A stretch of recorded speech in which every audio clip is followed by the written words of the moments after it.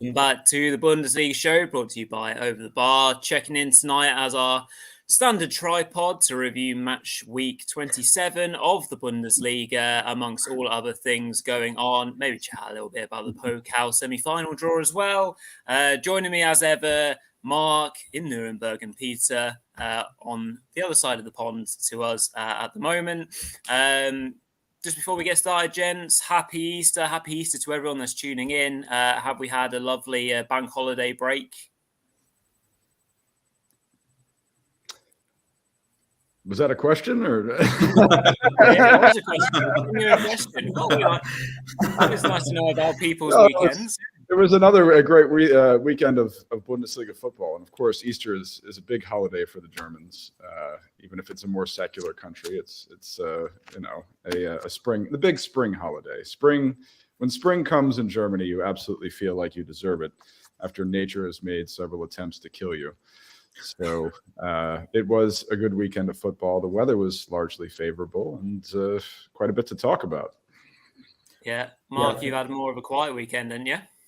Yeah, a little bit. Yeah, it's been quite a busy few weeks my end. So yeah, just mostly stayed around. And I agree with what Peter said as well. Yeah, the weather has been pretty brutal this winter. So actually, just the last week, we've started to get a little bit of better weather, up to like 16, 17 degrees here in Nuremberg. So yeah, looking forward to a long summer. I always say in Germany, basically the year's 2 months, 2 seasons. You got summer and winter, basically. At least here in Nuremberg, you get 6 months of winter, followed by 6 months of really nice summer weather. So bring it on, I say. Yeah, absolutely.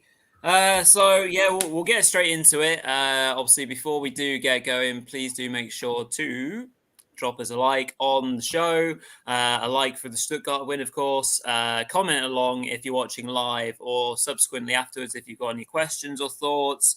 Do not hold back. Please do ask us whatever you would like to, and press that red button. Make sure you subscribe to the channel. Push us upwards onto the 900 marker, and then hopefully we can hit that 1,000 mark before the end of the season. That would be fantastic. So your thoughts and subscriptions would be absolutely fantastic. I'll gladly hand over to Mark. You're going to lead us on this evening. I think we're going to start with a bit of relegation chat, aren't we? Yeah, we are indeed. I think most of the entertaining games this weekend were more towards the bottom of the table, and no better place to start than the Vonovia Stadion, obviously in Bochum. A fantastic Easter Sunday classic, really, wasn't it, down at the bottom? A really, really good game of football with some great goals, a lot of chances, entertainment, and obviously, in the end, a massive 3-2 win for the travelling Stuttgart team. But yeah, I mean, where to start with this game? Obviously, Sebastian Hoeness' first game of the season, obviously appointed just before the Nuremberg game. Actually, we've got to give him that one. They did manage to win that as well. But I wanted to forget that tie, in truth. But yeah, as for this game, obviously, some really good goals, some real good entertainment. Probably the pick of the moments was that amazing assist by Borna Souza on the second Stuttgart goal, which was tapped in by the returning Grassi. I mean, let's start with you, Rory. A massive win for your team. What did you make of this one? What I made with it, I really enjoyed, actually. I thought that Stuttgart were really, really good. The first half was pragmatic to a sense. Naturally, Stuttgart favoured the left-hand side, with obviously Borna Souza being involved in everything good that happened. Naturally, he was involved in the first goal, the only goal of the half, where his cross wasn't dealt with particularly well by Bochum, which Ito decided to absolutely rasp one in at great pace. Be interesting to see both your thoughts on maybe Lyman's performance in this game, because it was very hit and miss, because he made some really big saves, but at the same time, naturally, he's probably at fault at least for the third goal, and maybe some people questioned him on the first goal. But yeah, I mean, we kept the home team at bay to have any real great chances in the first half. Into the second half, we went again. The game was drifting still, in the away side's favour. really until that moment where Bochum super sub Philipp Förster, and former VfB man, of course, was felled by Milot, who I thought had a really good game, and I thought some of the better players for Stuttgart were maybe some of the names that you don't always see them doing well. I thought Milo was really good. Even credit to Karatso. I thought he was really industrious in the middle of the park. Endo was quite quiet, which is quite rare for us. So yeah, anyway, the penalty which Bochum score, I think it's soft as anything, but I would do, I guess. And again, happy for Peter or you, Mark, to correct me on that. But yeah, I thought that was soft. But what a incredibly great reaction by Stuttgart to then go and score 2 goals really quickly. The second goal filled with quality from Bjorn Sousa. That cross was just ridiculous. Outside of the left boot, perfectly placed in between the defense and the goalkeeper for Guirassy, the returning Guirassy to score. A really important goal. Great for Wagnermann to score. He was really good again. I thought he was really impressive. The header was incredibly important. After that, Stuttgart sat back a little bit more, but were dangerous on the counter attack. The substitutes that Hoeness made, I thought made sense. Guirassy obviously couldn't last the distance, so Pfeiffer had to come on. He wasn't brilliant, but I thought Silas was good, although he should have scored, particularly with this chance right at the end to make it 4-2 or 4-1. But real credit, I honestly thought that they were really, really good. I thought Bochum were actually quite poor, but they still scored 2 goals, which, I don't know what that says about us. But fine performance, incredibly needed, but certainly a lot to take forwards, but naturally the next game is obviously quite tough. I think it's against Dortmund, so that might be again a bit of a reality check, but naturally that's not the sort of games you're looking at winning. But yeah, important win. Glad to be corrected on any of it from a slightly biased point of view, but I thought Bochum were quite poor in large spells of this game. Yeah, and as Balin mentions as well, big away win for the VfB. But yeah, I just wanted to ask you, Peter. Obviously, you've been quite a bit of a critic of Sebastian Hoeness over the years. I think definitely, and I think we all have really. But I mean, it's safe to say he's made a pretty good start at the VfB. I mean, obviously getting them through in what was a pretty poor game, truth be told, against Nuremberg midweek, but a really, really good win and good performance, Peter, in this game. So what do you think the future kind of beholds for Sebastian Hoeness at the club then? Well, as we were discussing last time, Hoeness, the timing is immaculate. He has Guirassy back, and he had Sosa fit, and also Silas, who did come off the bench and have that scoring chance, as Rory was mentioning. So he benefits from good timing, and we were talking about that as we were prognosticating the Pokal match versus Nuremberg. He's very much the Ringo Starr of German football at the moment. So he's he's the right man at the right time. Let's hope so. I mean, they've got him bound to a contract through 2025, and they're going to pay Labadia through 2025 as well. So we got a lot of money on the hook there. The last Stuttgart away win, I know it was in 2021. I don't recall if it was in the autumn of 2021 or the spring, but it has been at least 18 months since Stuttgart got an away win. And the tactical solutions were, when we've talked so much about Labadia's tactics. It was all obvious how you could fix this, how you could get Stuttgart. I mean, they do better in a back three because Sosa, if he's fit, is a wing back. So is Wagnermann, who never, should have been put on the bench in the first place. He should have always been starting it, at the very least over Waldemar Anton at right back. So correcting Labadia's mistakes is simple.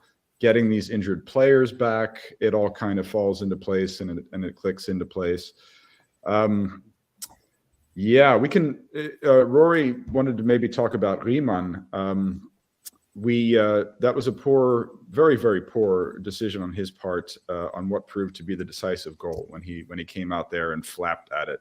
That was on Wagnermann's goal, was it not? Or was it on? Yeah, it was Wagnermann's goal. Yes, precisely. So, and he was, as you may already be aware, heckled by the passionate Bochum fan block, and actually went into the stands along with striker Philipp Hoffmann to confront some of the fans after the match. It doesn't look like there's going to be any punishment for him. On the contrary, Bochum are supporting their keeper and saying that he had to deal with constant heckling and abuse and everything, and it was even understandable that he goes into the stands. Usually you would say that's not something we want to be excusing under any circumstances, irrespective of how, footballers get heckled. We don't want them going into the stands like Toni Leisner did. I think that was at Dresden a few years back. But so he made mistakes. He was heckled for it.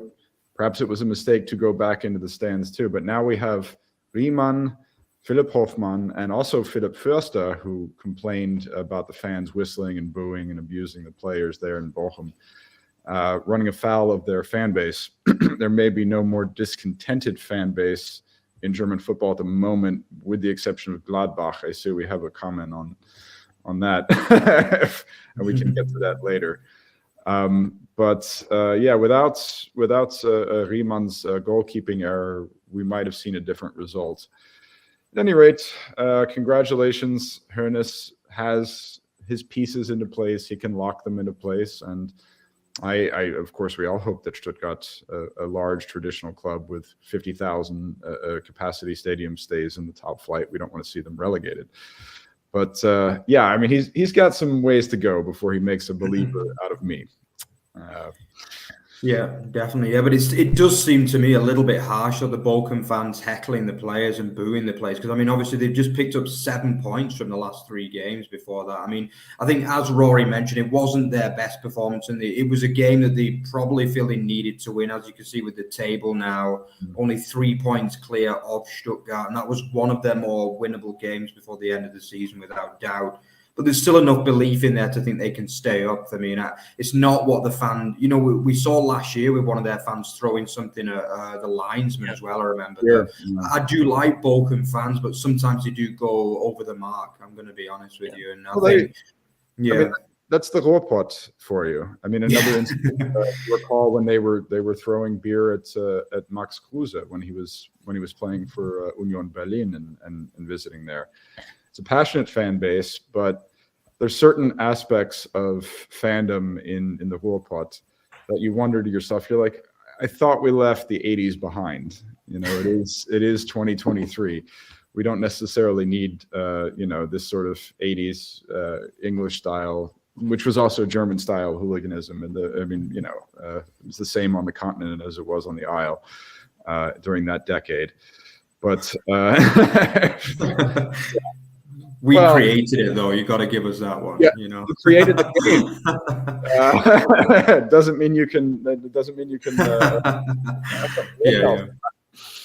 Yeah, definitely. Yeah, but obviously Stuttgart with a really big win there, and congratulations to them. And no sooner had that game finished than another big 6-pointer at the bottom was already underway in Baden-Württemberg, in Sinsheim, more specifically, to watch Hoffenheim host Schalke.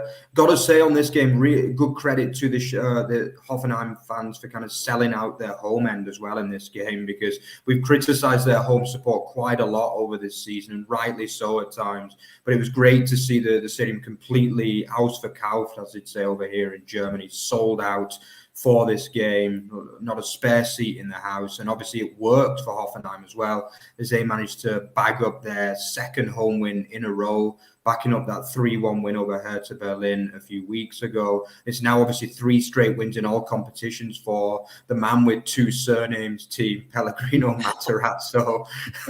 But he looks to have saved his proverbial bacon, doesn't he, with 3 wins in a row, and congratulations to him and the side. But the game for itself, they probably did ride the luck, as far as I'm concerned, a little bit, with an own goal and a retaken penalty. Obviously, I think Schalke hit the woodwork twice as well during the game. Thought they were a little bit unlucky, Schalke, but saying that, Hoffenheim also had chances. And I'll come to you first, Peter, on this one. What did you make? Did the better team win, or do you think Schalke were unlucky in this one? I mean, they were unlucky in that they hit the post twice, and they were also unlucky in that Moritz Jens was injured, and that stalwart center half duo of Maya Yoshido and Jens weren't able to be in action. In the tactics column, I actually retracted a good bit of my praise for Thomas Reis, the tactician, because I think he made some very, very poor decisions here. I think that he had Wijan on for his first start. I don't think he was ready at left back. Then he yanked him after before the first half was over with, and then tried a back three. I think it was Bruna, Matrosiani, and Yoshida. Then with Aydin and Kraus moving over to the wingback, I couldn't really make heads or tails out of it tactically. And then, of course, after the match, Reis, throughout the performance of his entire team, he said everybody sucked except for Fährmann, who did have a penalty save. Well, he was off his line, but he threw everything out. So I'd be very, very curious to see how Schalke react to this. The curtain raiser on Friday night is going to be Schalke Hertha. It's going to be a huge relegation 6-pointer. So it's a short week for Schalke. They played on Sunday. Now they got to turn around and play on Friday. Yeah, tactically, I didn't like what Rice was doing. I understand his frustration with his players. He did that thing in his post-match remarks where he said, "Why didn't you guys pick up yellow cards? Why didn't you get bookings?" That reminded me a little bit. You remember that Mark Uth post-match interview from a few years back where he said he just wanted to go in the locker room and cry? For Schalke. He also said that. He also said that, they lost to Wolfsburg, and Mark Uth was like, why aren't we getting yellow cards? I mean, that's I don't know if you have that in English football or not, but I mean, occasionally you will hear that from a manager or player in German football. That's like, where's the passion? Why aren't we fouling? Yeah. Just ask Augsburg a few tips on that, I think. But we'll see. It'll be an interesting match on Friday. But Rice he's gone a little bit off the deep end with some of his tactical changes. He's reminding me of Frank Kramer all of a sudden, both at the end of last season and at Schalke at the beginning of this one. He used to be just a pretty straightforward, gruff coach, but he's trying too many things. Too many things worked for him. That's something that happened to Aiden Terzic as well. He was like, oh, great, this Rafael Guerrero in the midfield and Julian Ryerson at left back thing is working for me, so that means I can do it whenever I want. No, just because some of your experiments work out, it doesn't mean that you can that they're always going to work out. So, but that's all right. Those are my thoughts on that. I've talked quite a bit. Perhaps we'll get Rory's take on the match.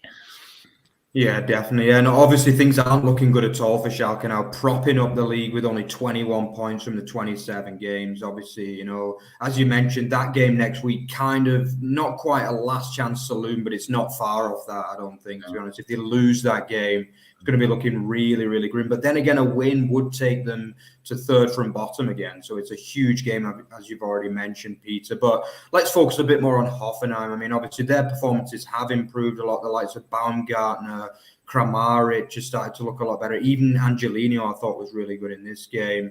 Rory, do you think that's Hoffenheim safe now, obviously on 28 points from 27 games? I think Ballum asked that as well. Or do you think they've still got a bit more work to do and they might need another couple of wins before the end of the season? I mean, strictly speaking, you still have to consider them well in the race, don't you? I guess if we kind of semi-consider Augsburg and maybe not Köln now after the weekend, still in with a fighting chance. Naturally, at this point in the season, you find these teams at the bottom picking up more points than they would regularly do because the desperation is naturally there. So I don't think Hoffenheim are necessarily out of it, but I do fully expect them to keep on going on this upward trajectory. I thought, as Peter kind of alluded to, they were lucky in the sense of the chances that Schalke had, obviously Marius Bulter had that effort in the first half that kind of came off the top of the bar, and there was a couple of other big chances within the game. But I think, as you said again, Mark, I think overall Hoffenheim were the better team. I think that the win was completely, well, it was deserved, I think, in terms of the style of play and the way that Hoffenheim went about things. Obviously, Schalke probably started off the better of the two sides with their amazing travelling support. Well, obviously, Mark, you said fair play to Hoffenheim for filling out the home side, but an awful lot of Schalke fans made the trip over. I think it was quite heavily mentioned on social media, actually, how well they travelled, which is fantastic. They wanted themselves to turn it into a home game for their side, and it did kind of initially work. But yeah, as it turns out now, the 2 losses in a row, plus the fact they haven't won for now 4 games in a row, is troubling for them. But the very fact that they're even in the mix, Schalke, is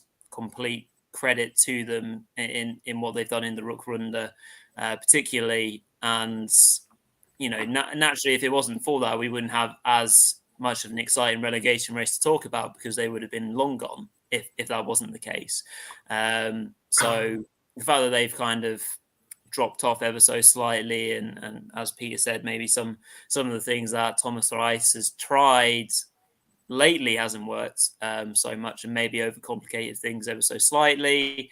But yeah, it always felt like it was going to be a win for Hoffenheim. Lo and behold, it came maybe via a couple of lucky instances. If those goals didn't go in, would have Hoffenheim still, I feel, would have still found a way to have done it and got the win ultimately. So a couple of lucky moments and naturally frustrating for Rice and Schalke fans alike, but I think it was deserved overall for Hoffenheim. They'll still be in the mix. I can't see them completely distancing themselves overall, but you just had to imagine that the quality that they have in that team would have to come through eventually. Lo and behold, it has done, as you said, Mark. Pellegrino Matarazzo has now managed to get himself some really important wins, but still makes me think that last game of the season, Stuttgart versus Hoffenheim, could have something rather significant riding on it. Still, both sides. I was just about to mention that. We did mention that in last week's pod, and that is a huge match. And, well, statistically speaking, no one in the Bundesliga is really safe until you get about 35 points. I think the standard in English football is 40, because there's more teams in the Premiership than there are in the Bundesliga. But with this year's relegation race, it's entirely possible arithmetically that teams can avoid relegation with 28, 27 points, because we have so many teams at the bottom of the table. But I wouldn't declare anybody safe, not even Augsburg, who we were once declaring safe from the relegation race, until you get 35 points. That's that's the standard that you need to reach to survive in the Bundesliga. Yeah, I think Mainz was celebrating getting to 40 points the other week, weren't they? Saying that they were just about safe. So yeah, I think, so I think obviously you could see that a lot of teams are a little bit pessimistic on that front, even though, let's be honest, Mainz were pretty much safe probably 5-6 weeks ago, realistically. But yeah, as you mentioned, 35, and some teams even say 40, but I think it's not been 40 points for a number of years now, has it? Well, 40 is in the Premiership, right? The magic marker, yeah. But you play like 4 extra games, and sometimes you even say 38 nowadays in the Premier League, I think. Yeah. But anyway, let's move on to the third game involving 2 teams that started in the bottom half of the table, and it was down in sunny Schwabia, wasn't it? Obviously between Augsburg and FC Köln. I mean, I think me and Rory in our predictions, we both had this one down as a home banker for Augsburg, a side who've been brilliant at home in the Rückrunde. I think they won 4 of the previous 5 and drawn 1 or 5 of the previous 6 or something like that. But they just didn't rock up for this game at all, did they? I mean, what happened to them? I mean, obviously they were 2-0 down after inside 20 minutes. They bundled their way back through a really scrappy Vargas strike, but I felt as though Köln were very, very deserving of the 3 points in this game, Peter. First of all, how good were Köln, or was it more of a case of Augsburg being really poor in this game, do you think? Well, as we often remark, the joy of being a sports prognosticator is being wrong. And I love it. I love being proven wrong. I was just talking trash about Köln's offense and their inability to score goals in the last pod. Lo and behold, they were able to wake up early in this one, just like they did a few weeks ago against Frankfurt. And all of a sudden, these goals come out of seemingly nowhere. I think that in Augsburg's case, the team is not very. Mergen Berisha was not available on short notice. Demirovic remains suspended, yes. Mm-hmm. So you're missing your 2 most important players in the attack. The midfield with Rexbegai and Engels is becoming a little bit more stale. They've been more error-prone in recent weeks. Köln's tactics, Baumgart's new 4-2-3-1, which features Florian Kainz, the Austrian veteran, in the 10 slot, and Kingsley Schindler, a German fan favorite, who ordinarily plays as right back, as the right winger. Against Gladbach, it was a very, very narrow 4-2-3-1 last week. He kind of spread it out, let it breathe a little bit here, and it was the 2 6s that actually scored, Skiri and Martel, early on. But it looked like a very good offensive engine in the first half, I believe. And then in the second half, he brought on Lujibicic, and Schindler moved back to right back to his natural position, and they were even better. So it was an excellent, I think Baumgart finally has some good tactics at work there.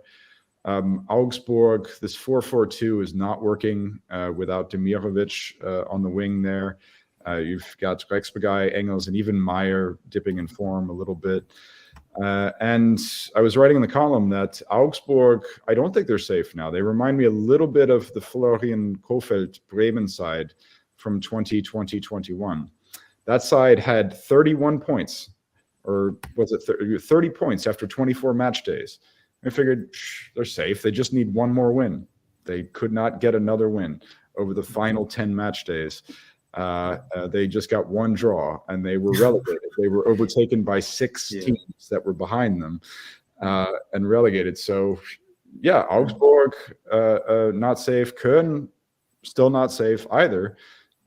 You really do have to get to 35 points. I think Bremen can manage it, but these other teams, it's quite possible they can still go on a downward trajectory, and all of these teams at the bottom can overtake them, provided they get on a roll, they get hot, and it's possible with just about any of them, as they've proven.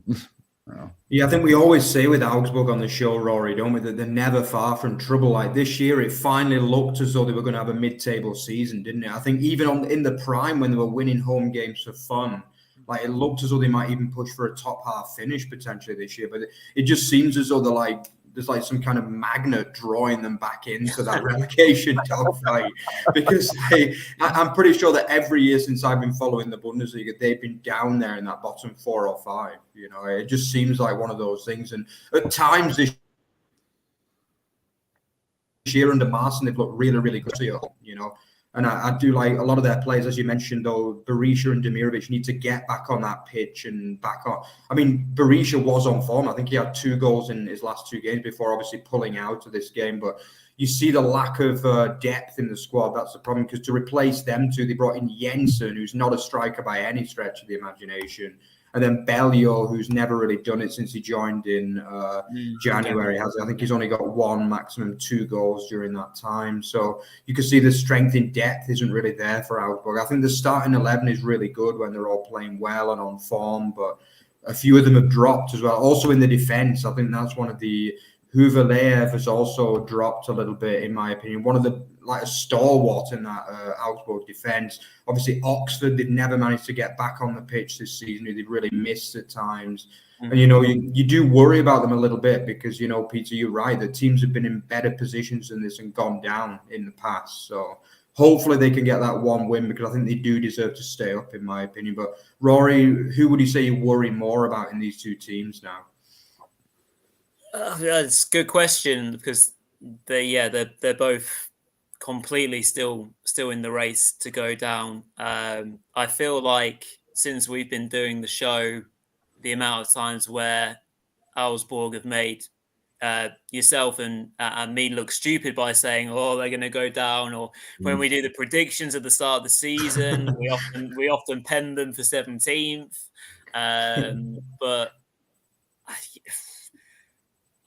as Peter mentioned, I was so worried about Köln being able to score goals before this match, and like we said in the prediction show / fantasy show on Thursday, still couldn't see them scoring many, and it never felt like it was going to be a high scoring game. But the fact that certainly the second goal was gifted to them from a defensive point of view by Augsburg. I mean, what they get caught out by a quick throw in by Schindler, I think it is, who takes it down to Martel. Martel is in behind the defense, but by no means in a ridiculously easy scoring position, and puts it through Giekowicz's legs for 2-0. Obviously, that being so early on, and Augsburg themselves don't score bag loads of goals, so I never felt that after 2-0 it was going to be anything but a Köln victory. But obviously, Skihiri getting the first and an all-important early goal, I think, was obviously really important for them, and Lubicic coming on.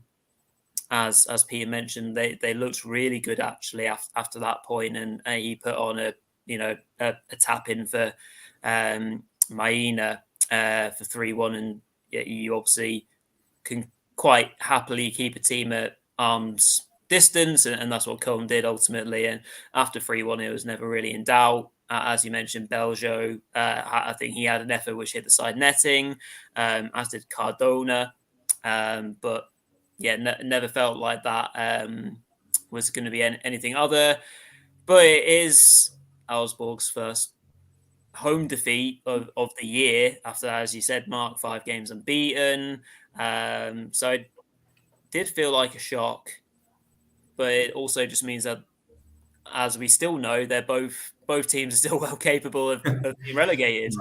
Stefan Reuter could always pull that trick of his of firing the trainer like in the last week. Yeah, I mean, the way he did it like 3 years in a row with Manuel Baum, Martin Schmidt, and then Heiko Herrlich. Weinziel made it to the end of the season last year, but just that, he resigned on the last day of the season. So we'll see. Reuter can always pull that trick. Shame about Ricardo Pepi's statement saying, I will not be going back to Augsburg after Stefan Reuter failed to keep 2 appointments with me. That's all I would say is just to kind of round off this, because I know we chatted about relegation for a fair while already, but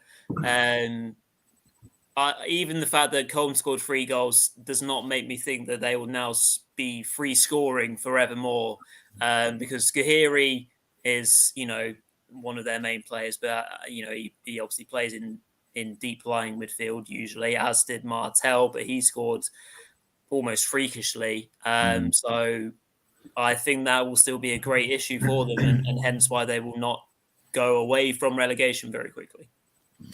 Yeah, I think Augsburg just need myself and Peter to cover another of their games, because they always win when we cover them. Actually, yeah. That'll get them the win they need to stay up. Yeah, Jensen was he scored off that set piece when we were watching Augsburg Hoffenheim. Yeah, and we got to. I think we saw them beat Leverkusen and Hoffenheim, didn't we? I remember. So that's right. Yeah, but they dominated both of those games, really. But times change, and as you say, at the moment they can't get a full 11 on the pitch, and I do hope they stay up, to be honest, because I do have a bit of a soft spot for them, being fellow Bavarians and everything. But, we'll just have to see anyway. But yeah, let's move on a little bit quicker, because we have spent a lot of time talking about those 3 games. So yeah, let's look at the final team in the relegation race, you would say, really, which is obviously Hertha Berlin. they played out, I would say, a pretty dull 1-0 home defeat, really, against Leipzig in the late kickoff on Saturday. I mean, the goal was just a catastrophe, really, wasn't it? I mean, you're not going to see kind of scrappier goal than that in the Bundesliga, are you? I mean, literally, the keeper kind of punches it against Haidara. At first, it looks like Simakon gets the goal, but it's eventually given as Haidara's goal. Absolutely ugly goal. I mean, obviously, Hertha kind of push a little bit in the second half, but again, it's that lack of quality really at times for them, and it's another defeat for them. You know, a few weeks ago they were also looking decent, but now it's 5 games without a win for the Charlottenburg club. Peter, do you have much hope that they can stay up, or do you think they're going to finally go down this year? Yeah, I don't. I'm so exhausted with making what I call the February or the March promise, or now the April promise to my capital city brethren. I really don't know at this point. I mean, I thought Ngannou, the Germany U21 international, played well off the bench, but this was just an awful game. I mean, it was a terrible game. I don't have too much to say about it. I mean, even we were talking last week about how, hey, Kevin Prince Boateng, John Joe Kenny, Schwarz has a couple of guys in the 11 that really seem to have that fighting spirit, and I'll help them out. Both of them had terrible games. I mean, Konga, another. I don't know. It was a really bad game from both sides. That's pretty much all I can say about it. It was probably the worst offering of the weekend by far. Yeah, definitely. I would agree with that. Yeah, definitely. Yeah, but so yeah, let's turn our attention to the upper echelons of the table again. Now, obviously, Bayern and Dortmund both playing after eliminations in the Pokal as well, shock eliminations in the Pokal. Both had really, really big games, obviously against Freiburg and Union Berlin, respectively. Both teams came through with obviously a 1-0 win for Bayern Munich through that amazing De Ligt strike, just out of nowhere, really, wasn't it? He let fly from 30 yards, top corner. Bit of a signal really for Freiburg, who had chances as well. Dortmund the same, really. I mean, it wasn't their best performance of the season, but they did get the job done through the late goal after Kevin Behrens with another goal. He yet again equalised against the run of play, but a well-worked goal from the Union side to equalise after about an hour. But yeah, Rory, which result impressed you more here? Would you say it was a better result for Bayern or Dortmund, or do you think it was like an equal level of result, really? I saw it as quite even Stevens. Obviously, both encountering tough opposition. I guess maybe the reason why it was impressive for Dortmund is that they encountered a setback, obviously in the second half, by the fact that they conceded and it went back to 1-1, and Edin Terzic went to his bench and was able to bring on the luxury of bringing on Marco Reus and Yusufa Moukoko, of which, it worked, maybe not in the most ingenious style possible because both players obviously involved in it. Marco Reus went on a run and he was subsequently tackled, but Moukoko was alive to the danger and was able to, round the keeper and shoot in for what was obviously a huge goal to see Dortmund through. But after Union started quite well, but eventually BVB got a hold of the ball a bit more and kind of weathered that first storm.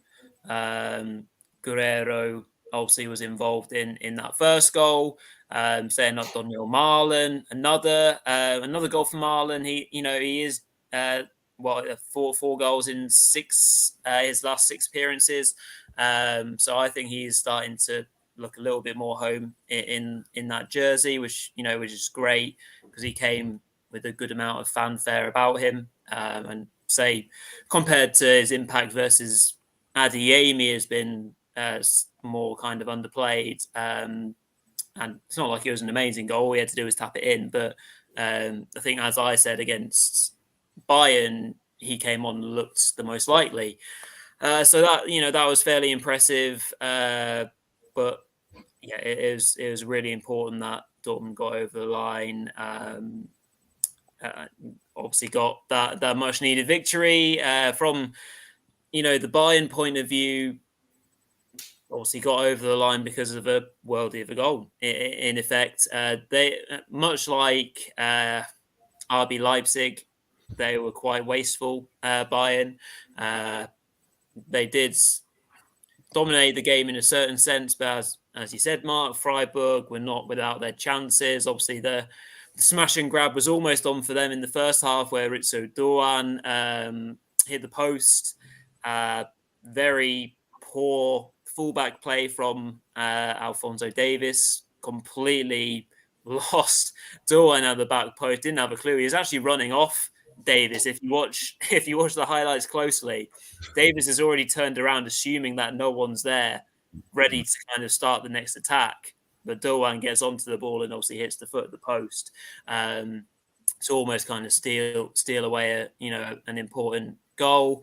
But yeah, after that, the De Ligt hit is exceptional. He's done that twice now in recent weeks. Obviously, has a really good strike on him. Has settled into his first Bundesliga season pretty well, I would say. All in all, I think one other thing, I guess, to capture from this game is possibly a save of the season contender by Jan Sommer. So obviously Freiburg were chasing the game, and I think it was on about 70 odd minutes, cross to the back stick, and it falls to substitute Roland Schalke. He strikes it quite cleanly, and Sommer is diving one way to his left, but it's deflected by I can't remember which Bayern defender it hits. Obviously changes the direction of the ball, and somehow Sommer lifts his leg to divert it away, which is, I mean, he has made some amazing saves, particularly whilst playing for Gladbach, usually against Bayern. But that was something else. It could have really cost Bayern, because they were really, really poor in front of goal. Sane had a number of chances. Gnabry had a good chance in the first half. Muller was instrumental in kind of the build-up play. So, yeah, like for a 1-0 match, I think if you compare Bayern and the Leipzig games, I think this as a 1-0 result was a lot more exciting and had a lot more quality in it for sure. But yeah, the title race carries on. Freiburg and Union cannot be discouraged in any sense. Union at one point were heading for a 1-1 draw and could almost, in a sense, if that had happened, still be in the title race. Again, we kind of say that with a bit of tongue-in-cheek, I guess, because they're not really asking or going for that. And Freiburg could have got a 1-1 draw or better, depending on how the scoring would have gone. Who knows what happens if Doan slides that first one in for 1-0. It could have been another famous result for Freiburg. But I think, yeah, I mean, or 2-point gap with obviously now that we've played 27 matches. Read a statistic that the team at the top of the table after Matchday 27 has gone on to win the title in each of the last 15 seasons. So not a particularly encouraging statistic if you're a Dortmund fan or just basically not a Bayern fan.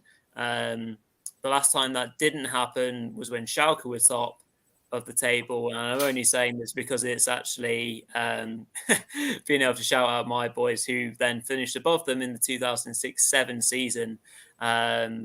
So I don't know if much to read into it, but yeah, still a long way to go. And I dare say there will be more impressive performances by both these sides as the weeks go on. Yeah, definitely. Yeah, I'll come over to you, Peter, in a second. Yeah, but I just wanted to say, I think obviously this is the weekend when Union Berlin, I think we can officially say now, are dead and buried in the title race. Obviously, before this game, they were only 4 points adrift at the top as well. So, and I think they gave a really, really good account of themselves in obviously the Signal Iduna Stadion. But Peter, would you agree that it's a two-horse race? And if so, who would you plump for at this stage? If you had to put a tenner on it, who would you go for now? I think it's been a two-horse race for quite some time.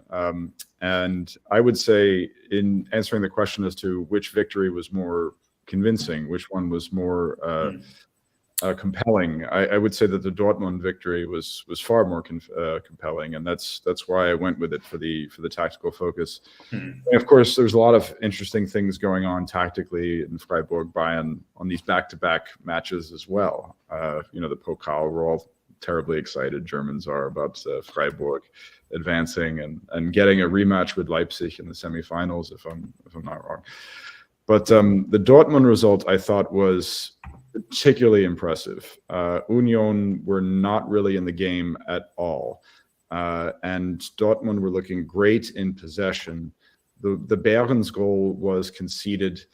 I mean, look, you can always focus on the negative with Dortmund. You can always focus on the negative. Süle didn't jump for that ball, and then he completely switched off in defending.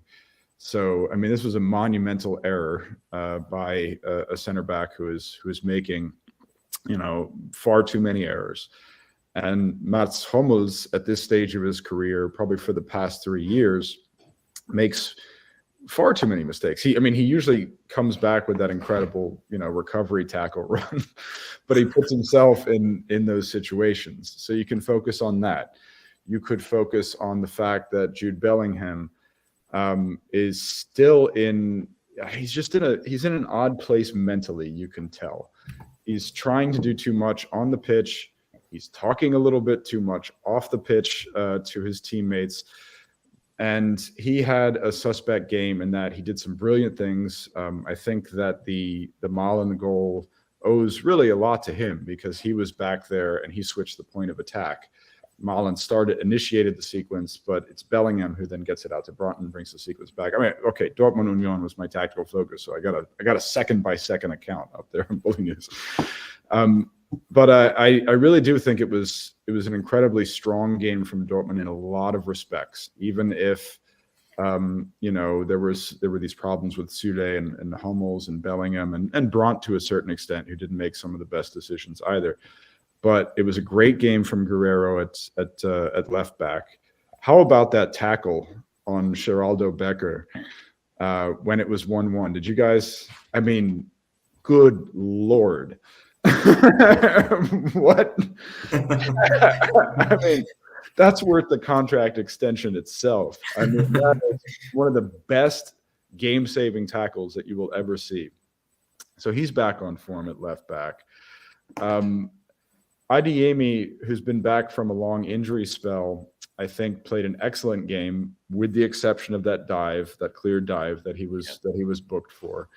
And it was just, what was so great about this performance from Dortmund was that they played through their problems. And, despite the fact that they made a lot of mistakes, everybody seen a lot of mistakes, they then would recover with specific moments of brilliance. And we talked about the little mini dip that Guerrero and Ryerson went through in Dortmund's horrible week. Their loss to Bayern, their loss in the Pokal. Both Guerrero and Ryerson, against his former club, of course, so he had some extra motivation, was really excellent. Was absolutely excellent. I mean, Union Berlin as title contenders, that was never something that you could really take seriously. This is a club that, top four finish is an enormous victory for them. They don't even really have to go after the title. And kudos to Kevin Behrens on scoring another goal. Anybody can thrive and score in this 3-5-2 system from Urs Fischer. Just about everybody. Max Kruse did, Taiwo Awoniyi did, Joel Paulo did, for crying out loud. I mean, yeah, I mean, they are a phenomenon. They are a great story. I don't even want to see them contend for the title this year necessarily. I want to see them finish top four. I want to see Oliver Runert continue to build this team with more, slowly build it with more high-profile acquisitions, just like Clemens Hartenbach and Joachim Seyer are doing in Freiburg. I don't want these teams to succeed too quickly. I don't want my hometown club of Kaiserslautern getting promoted to the Bundesliga this year. It's too fast. Take your time, build the squad with ever-increasing revenue, and that's what's really great for German football. So, but I in terms of the title race, game on. Absolutely game on. It's anybody's. It still belongs to anybody at this point. That's what I really liked about Dortmund. Moukoko is a perfect example of a player who learned from his mistakes in that one. There was a give and go with Royce just prior to the goal he scored where he didn't follow up on his run. And ordinarily with Dortmund, you would say, okay, they make these mistakes and then their confidence dips and they slide into catastrophe and things like that. Nope. A couple minutes later, Moukoko says, you know what? I'm going to follow up on the run. And it doesn't matter that Royce loses the ball. I'm going to pick it up and I'm just going to take a sick touch right past the onrushing Frederick Ronau. Incredibly sick touch. Just beautiful stuff. 18-year-old kid. 50 Bundesliga matches. Yeah, I was going to say 50. Yeah, 50, and he commemorates the occasion with what was just a great individual effort on goal. Couldn't be happier for him. Eden Terzic said afterwards he needs to smile more. Maybe Jude Bellingham needs to as well. I don't know, but I think this is an exciting title race. Dortmund are very much alive in it, and it's a 2-horse race. So what? Let's enjoy it. We're going to have a great time with it, and we're going to have a great time with the race for the top 4, if you want to talk about that a little bit, if we have time. Yeah, and I think it clears up, obviously, Dortmund's schedule as well, because they've had a lot of hard games. Obviously, they played Bayern, Leipzig, and Union in the space of 6 days. Well, 7 days, let's call it. Yeah, but obviously a horrible run of fixtures for them. And this was a massive win to stay in touch with Bayern, obviously, themselves getting that big win, too, against the Freiburg side, who've had an amazing year as well. So yeah, let's move on to probably the last really good game of the weekend, and it was Leverkusen versus Frankfurt, which obviously ended up in another win for Leverkusen, who are just absolutely killing it at the moment. And a 3-1 win again, loads of chances, loads of goals from the home side, and a lot of the Frankfurt defending was woeful in this game, to be truthful. I mean, the first goal, if you look at it from obviously a Leverkusen side, it's an amazing goal from Amina Adli, isn't it? I mean, he's been one of their stars of the Rückrunde, really, for me. Excellent play, struggled for his first year at the club, but looks like a real quality player. Another one that they managed to kind of unleash in Leverkusen. Again, Diaby making it 2-0. They had so many chances in that first half, Leverkusen. They could have been 4 or 5-0 up, in truth. Frankfurt made more of a go of it in the second half, but eventually succumbed to the Asmoon goal for 3-1. So, yeah, Rory, I mean, Leverkusen, what a team. Like, what's possible for this Leverkusen side between now and the end of the season, do you think? Anything, I guess. They are playing really good. So exciting to watch. Florian Wirtz has come back and confirmed that he is one of the stars of European football. He is exceptional. He was obviously involved in both of the first 2 goals. Just the weight of his passing. The accuracy, the way he gets around the pitch, absolutely superb. The threats that Leverkusen have, whether it is just attacking you down the wings, using their pace, whether it is hitting you on the counter. Leverkusen have scored 9 goals on the counter this season, which is more than any team. Which obviously doesn't surprise. Florian Wirtz has now got himself level with his other colleagues, Diaby and Frimpong, in terms of assists. He's now got 6 for the season, obviously, which has been a season completely disrupted by injury. And Leverkusen have completely turned their season around. So they were in 17th, 16th place when Xabi Alonso came to town, and are now threatening the base of obviously European football, qualification for Europe. They should get a European spot. the question is, what competition are they going to find themselves in? And obviously the conversation will always be in the summer what transfers will ultimately shape their team and how they progress going forwards. I think Petre said maybe last week or the week before, the Bundesliga is a better league for having a good Leverkusen team in it. I completely agree. The amount of goals that we saw Leverkusen score, I think it was last season, free scoring Paddy Schick, being really important to that. Just fantastic to watch. And they showed no great amount of mercy. On another weekend, they could have maybe got 4 or 5. Frankfurt looking like a team that is entirely ready to be absolutely torn apart this summer, which is really horrible to say because I'm a great fan of Frankfurt and the players they have in that team. So talented. Obviously you and me, Mark, had a great time following them in Europe last season, all the way through to the becoming Europa League champions and everything surrounded by that. But they just look a shadow of themselves. They could have, in theory, got level early on, where I think Philip Max got on the end of a Buta cross, but it was a good save actually by Radecki in net. And even when it went to 2-1, good finish by So, who is another player that looks like he's leaving as well. Never really made me think that it was going to be anything but a Leverkusen win still, which was topped off by a Serdar Azmoun third, which again was a mistake by Jasic, who is not a natural centre-half. As much as he's been doing a job for them, he is not a natural centre-half. Misjudges it, and that's 3-1, and that's that basically.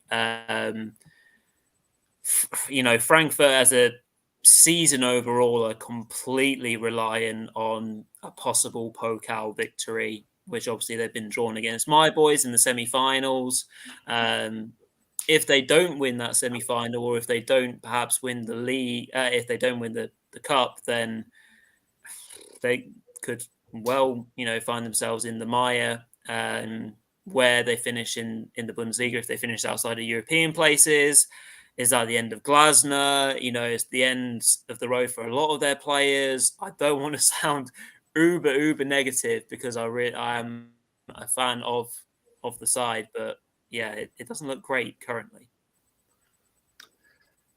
Yeah, how many times can we say that Florian Wirtz is the key to Leverkusen's turnaround? He's just simply an amazing player. I could talk about the intricacies of Xabi Alonso's latest tactics all night long. Fortunately, that won't happen because we're running out of time. So perhaps I'll talk to the wall about it for 20 minutes here in the States. Perhaps to put a bow on this one, we can talk about what we learned this weekend in the race for the European spaces. We learned that Leverkusen are going to continue to climb. They're an incredible team with an incredible set of tactics and don't even need Patrick Schick and Adam Hotzek back at this point. We know that Frankfurt, as Rory put it, is a team that's going to be torn apart this offseason with players departing on frees, others leaving for greener pastures. Oliver Glasner gave another bellicose press conference in which he accused everyone of trying to provoke him, then wished everyone a happy Easter this weekend. He's gone, even if they win the Pokal. So basically what we've got a strong Freiburg side, despite their defeat against Bayern. It's going to compete for top 4 in the European spaces. So too will Leverkusen. I would not rule out Mainz. Crazy game at the Mayville Arena this weekend with 4 goals in the final 5 minutes of normal time and 5 minutes of extra time. And the Viper scored again. Don't forget the Viper. What a name. Yeah, indeed. what we saw from Wolfsburg this weekend in the loss to Gladbach, a very, very poor Gladbach side. I do apologize to the Gladbach fan that we have in our comment section here. I mean, the thing is we've talked a lot about Gladbach. We're talking a lot about how, just like Frankfurt, they're a team that's going to get torn apart. Benzibaini and Thuram are departing on freeze. They were booed and whistled in a winning effort in their home stadium this weekend. Jonas Omlin had a training ground dust up with Thuram last week that they're trying to smooth over a little bit. Lars Stindl was supposed to go to Karlsruhe, but now Karlsruhe have fired Oliver Kreutzer, so I don't know what's going on. Didn't Ngumu get accused of being a poor trainer as well by Farke? So yeah. Yes. Well, he scored, but that was thanks to the fact that, I mean, that was they were completely gifted that goal by Casteels. I mean, Kovac, he just can't help but mess up this team tactically. He played Matthias Svanberg out on the wing, and since he was missing Wimmer, and despite the fact that he has 3 center halves, he's not playing a back three. Look, okay, I can go on about that all night too, but we don't have time. So basically, what we're looking at here, we got a 2-horse race for the title. Union, Leipzig, Freiburg, Leverkusen, all alive in the race for the top 4. And Mainz, I think, is alive for the Europa League race. And with Frankfurt and Wolfsburg, they have enough talent on these squads to turn it around. But Wolfsburg has a bad tactician in charge, and Frankfurt has a coach who's about to leave. Just like Adi Hütter was about to leave a couple of springs ago and head to Gladbach, of all places. Wonderful career decision, that was. There are some clubs in the Bundesliga that just change coach every single year, aren't there? And I mean, obviously, Frankfurt have a very regular turnover as well. Wolfsburg are another one, and obviously Gladbach too. Not sure. I think they just seem to change every single year. Obviously, Augsburg, they don't quite pass Augsburg as the kings of changing coaches, but I think they're not that far behind, to be honest with you. So that's basically what we're looking at. Those are big lessons from the weekend. There's another great weekend of football. It really was. I hope everybody tunes into the world's best footballing beat, because it's going to be a fantastic finish. And Pokal's going to be great too. I think we're probably done in Europe this season. I don't know what you guys think about tomorrow. Do you think Bayern stand a chance against Erling Haaland and company? No, I'm not so sure, to be honest with you. I'm not.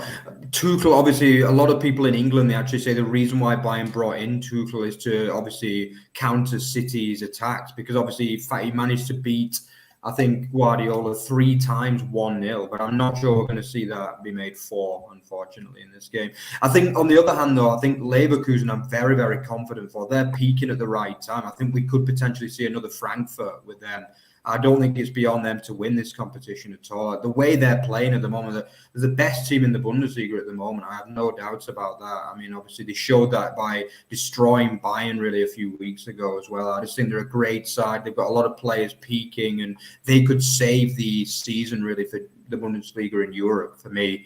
I definitely think they'll beat this St. Galoise, and then I think they play possibly Roma, which is always tough, but I think they've got better players in this Roma side, and then potentially a final against United, Rory. Who knows?